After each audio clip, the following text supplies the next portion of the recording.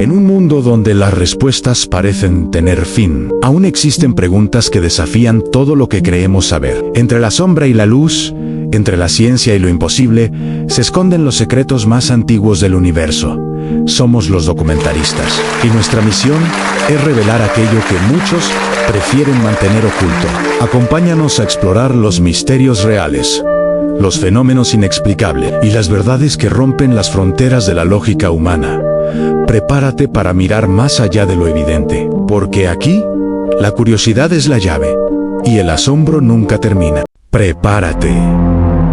Hoy revelaré lo que se esconde detrás de los muros más enigmáticos del planeta. Un lugar donde el poder espiritual y político se funden en una red de secretos milenarios. En el corazón de Roma existe una nación diminuta, de apenas 44 hectáreas, pero cuyo peso simbólico y autoridad espiritual han moldeado el destino de la humanidad durante 2 milenios. Esa nación es el Vaticano. A simple vista, el Vaticano parece un santuario de fe, arte y devoción. Sin embargo, bajo su belleza renacentista y su esplendor sagrado, se ocultan bóvedas que desafían toda lógica moderna. Detrás de sus muros se preservan los secretos mejor guardados de la historia humana, archivos, confesiones y documentos que podrían reescribir lo que creemos saber sobre religión, poder y civilización.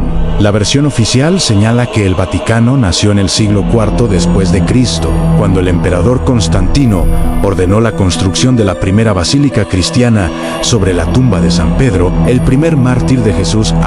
Con el paso del tiempo, el complejo se expandió hasta transformarse en el monumento colosal que hoy domina el horizonte de Roma. Pero esa es solo la historia que se enseña al mundo. Existe otra, más oscura, más profunda, que jamás se revela en los libros de historia ni en los recorridos turísticos. Esa historia vive en las sombras del Archivo Apostólico Vaticano, conocido durante siglos como el Archivo Secreto del Vaticano. Bajo los pisos de mármol y las cúpulas doradas descansan más de 50 kilómetros de estanterías gebosantis di manuscritus, cartas papales, correspondencias diplomáticas, confesiones de fe y testimonios que jamás han sido revelados al público. Son documentos acumulados durante más de 1000 años, guardados en bóvedas donde la luz del sol nunca ha tocado el papel. Los investigadores que logran ingresar a este laberinto de historia deben solicitar permiso especial y, aún así, solo acceden a secciones cuidadosamente seleccionadas. Lo demás permanece cerrado, protegido por protocolos de confidencialidad diseñados no para conservar la historia,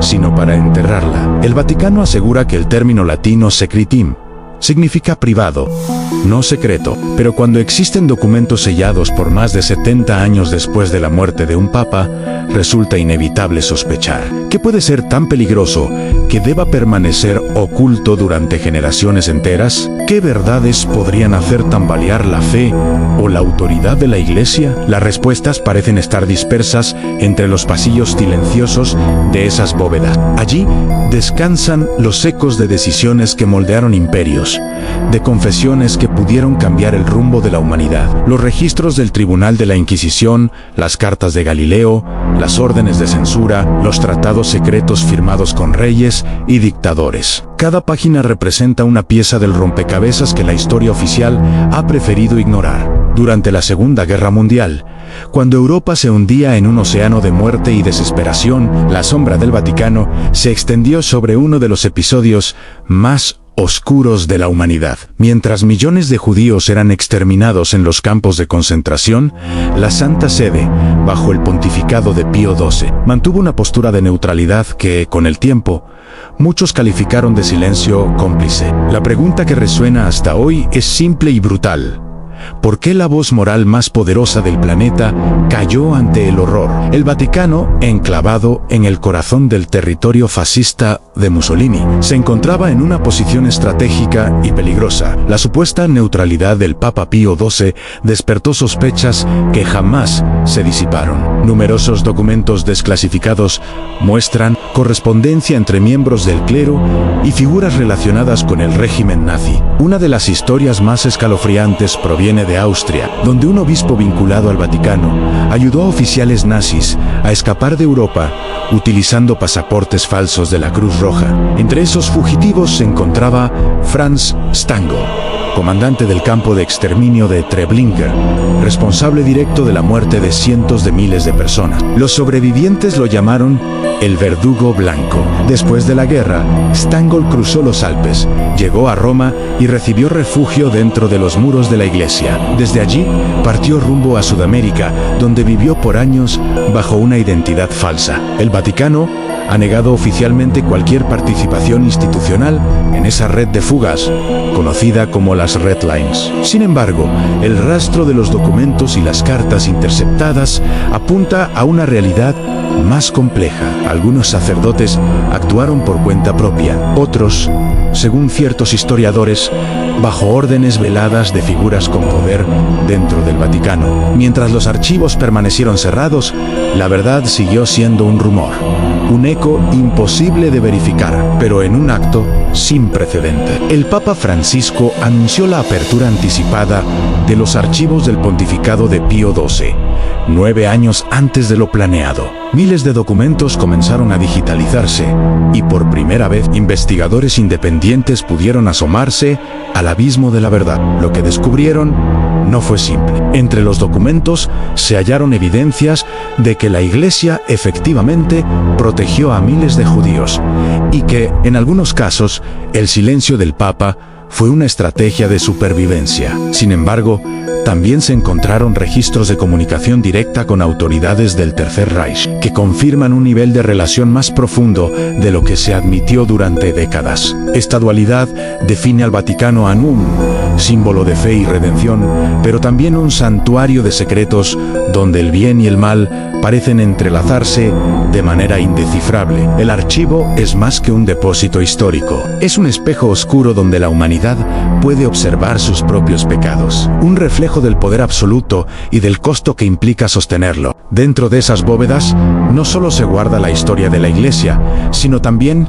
los errores y las decisiones que moldearon el curso del mundo moderno. Algunos documentos permanecerán sellados hasta el año 2048 o incluso más allá. Cuando esas páginas finalmente se revelen, quizás la humanidad descubra que los mayores misterios no se encuentran en el cielo, sino en los sótanos del Vaticano. Y así, en medio de la fe y el secreto, la historia avanza entre los muros donde los ecos del pasado aún murmuran nombres prohibidos. La verdad espera, inmóvil, aguardando el día en que la luz se atreva a descender hasta las sombras. Agosto del año 1978. En la plaza de San Pedro, una multitud aguarda bajo el sol mientras una columna de humo blanco se eleva desde la Capilla Sixtina. La multitud estalla en júbilo. Un nuevo papa ha sido elegido. Su nombre, San Juan Pablo I. El mundo lo recordaría como el Papa sonriente. Un hombre sencillo, de mirada luminosa y voz amable, que prometía transparencia, humildad y una limpieza profunda en las entrañas del Vaticano. Apenas tomó el trono papal, comenzó a hablar de reformar el Banco del Vaticano, de investigar la corrupción, de romper los lazos con los intereses oscuros que habían penetrado la estructura eclesiástica. 33 días después, fue encontrado muerto en su cama. La versión oficial habló de un infarto fulminante, pero desde el primer momento, los detalles comenzaron a desmoronarse. No hubo autopsia. Los documentos que revisaba esa noche desaparecieron. Las versiones sobre quién encontró el cuerpo cambiaron una y otra vez. La rapidez con que fue embalsamado eliminó cualquier posibilidad de investigación forense. Las teorías no tardaron en surgir. Algunos aseguraron que fue envenenado, otros que fue silenciado por descubrir algo que no debía. Lo cierto es que su muerte marcó uno de los episodios más inquietantes en la historia moderna de la Iglesia. Detrás de su repentina desaparición se oculta una red que conecta el poder eclesiástico con el crimen organizado y la política internacional. En el centro de esa red estaba el Banco Ambrosiano, una institución que se presentaba como un bastión de la fe, pero que operaba como una máquina financiera al servicio de intereses muy distintos. El principal responsable de aquel laberinto de dinero sucio era Roberto Calvi, conocido como el banquero de Dios. Por sus estrechos vínculos con el Vaticano, bajo su dirección, el Banco Ambrosiano canalizó millones de dólares hacia cuentas secretas, financió movimientos anticomunistas en América Latina y lavó dinero de la mafia siciliana. En 1982, el cuerpo de Calvi fue encontrado colgado bajo el puente de Blackfriars, en Londres. Tenía ladrillos en los bolsillos y billetes en los zapatos. Las autoridades declararon su muerte como suicidio, pero los investigadores británicos descubrieron pronto que no había sido un acto desesperado, sino un mensaje. Los símbolos eran claros. Los ladrillos, la cuerda y el lugar del hallazgo estaban cargados de significados masónicos. Calvi había sido ejecutado. Los documentos financieros de aquel escándalo revelaron que el Banco del Vaticano era accionista mayoritario del Ambrosiano. Cuando la institución colapsó, millones desaparecieron sin dejar rastro. La Iglesia negó toda implicación directa, pero las pruebas apuntaban a una relación más profunda, protegida por capas de silencio y burocracia sagrada. El Papa Juan Pablo I, según algunos investigadores, estaba a punto de denunciar esas conexiones. Había ordenado una auditoría interna del banco y planeaba reemplazar a figuras clave de la curia romana. Su repentina muerte impidió que lo hiciera. Los documentos que podrían esclarecer su fallecimiento permanecen bajo llave. Según las normas vaticanas, deberán pasar 70 años desde su muerte antes de que puedan ser consultados. Eso significa que solo en el año 2048 se abrirán las bóvedas que quizás contengan la verdad. ¿Fue el Papa sonriente un reformador silenciado o un hombre que murió de causas naturales en el peor momento posible? Nadie lo sabe con certeza. Lo que sí sabemos es que su muerte marcó el final de una era de transparencia y el regreso del silencio. Ese silencio que durante siglos ha protegido a los secretos más oscuros del Vaticano.